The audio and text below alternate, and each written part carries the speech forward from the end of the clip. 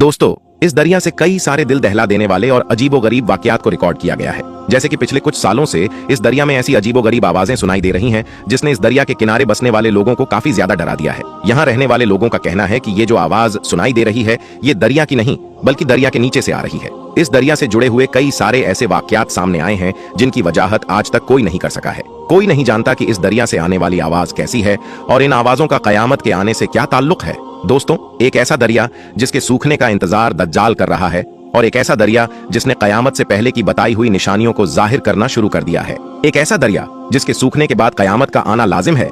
दरियाएं फुरात Asia की सबसे लंबी और बहुत ही इंपॉर्टेंट नदी है। ये दरिया तुर्की के टोरस पहाड़ों से शुरू होकर सीरिया और इराक से होते हुए अरब में डजला रिवर से मिलती है और फारस की खाड़ी में गिरती है। इस दरिया की खास बात यह है कि इसका जिक्र बाइबल में भी मिलता है और दूसरे रिलीजन में भी इस दरिया के बारे में कई सारी हदीस बयान की गई है। इस दरिया को मुख्तलिफ मजहबों में अलग अलग अहमियत दी गई है। इसके अलावा इस दरिया से सोने के पहाड़ के जाहिर होने की पैशन गोही भी की गई है।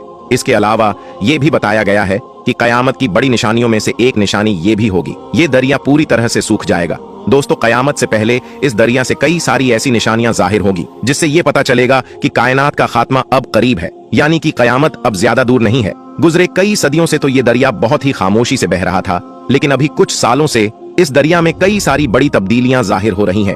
और अगर बात की जाए इन आवाजों की, कई सारे एक्सपर्ट्स का कहना है कि शायद ये दरिया हमारे साथ सरसराहट में बातें कर रहा है। और ये आवाज उस वक्त सुनाई देना शुरू हुई जब दरिया फुरात के इस खुश्क हिस्से में आर्कियोलॉजिस्ट ने खुदाई करना शुरू करी। इन आवाजों के बारे में कई सारे लोग ऐसे हैं जिनका कहना ये भी है, ये आवाजें इस दरिया के नीचे कैद उन फरिश्तों की है जिन्हें एक वक्त में जमीन पर उतारा गया था और फिर जमीन पर ही कैद कर दिया गया, जिनको वो लोग फॉलोइंग एंजल्स कहते हैं, क्योंकि उनका मानना है कि हजरत ईसा अलैहिस्सलाम भी इसी जगह पर आएंगे।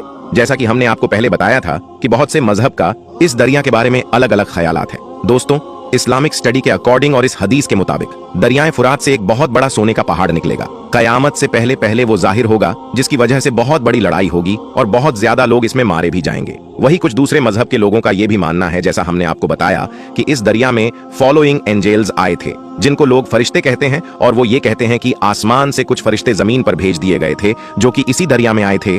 और वही इन आवाजों पर रिसर्च करने वालों का ये भी कहना है कि ये आवाज इस दरिया में मौजूद उन गारों से आ रही है जिन्हें यहाँ के लोग विस्पर होल बताते हैं। वही कुछ मजहबी लोगों का ये भी कहना है कि शायद यहाँ कोई जिन्नात वगैरह मौजूद हो जो इस दरिया से आने वाली तब्दीलियों की वजह से काफी ज्यादा परेशान हो चुके हैं।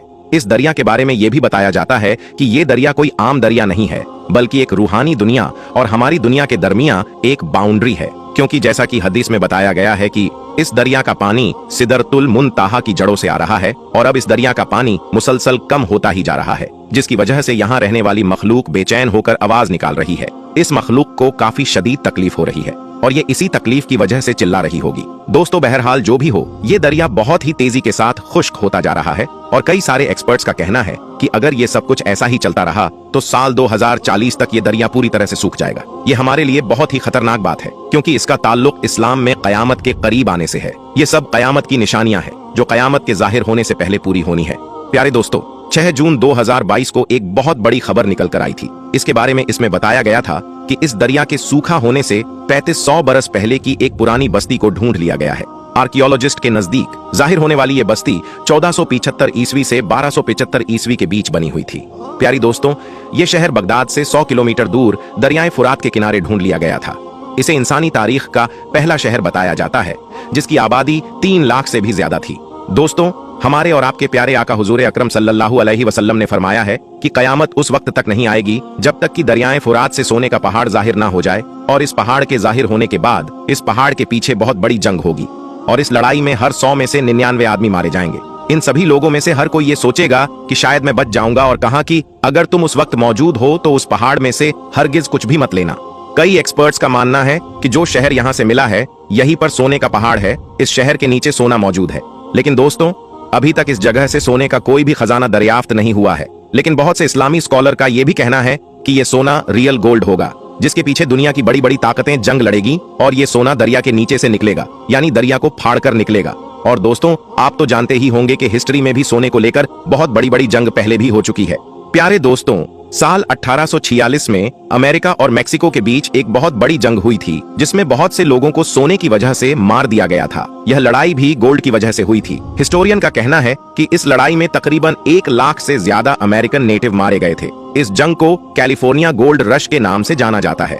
ऐसी बहुत सी जंगें हिस्ट्री में पहले भी हो चुकी है, जब इंसानों ने सोने के लिए एक दूसरे से जंगे की है, एक दूसरे के दुश्मन बने, एक दूसरे को मारना शुरू किया। अब आप इस बात से अंदाजा लगा लीजिए कि इस वक्त जो माहौल बना हुआ है पूरी दुनिया का, और जंग का लगातार ये माहौल बना हुआ है और काफी टाइम से ये लड़ाइयां चल भी रही हैं, तो उस वक्त क्या आलम होगा जब ये सोने का पहाड़ निकलेगा।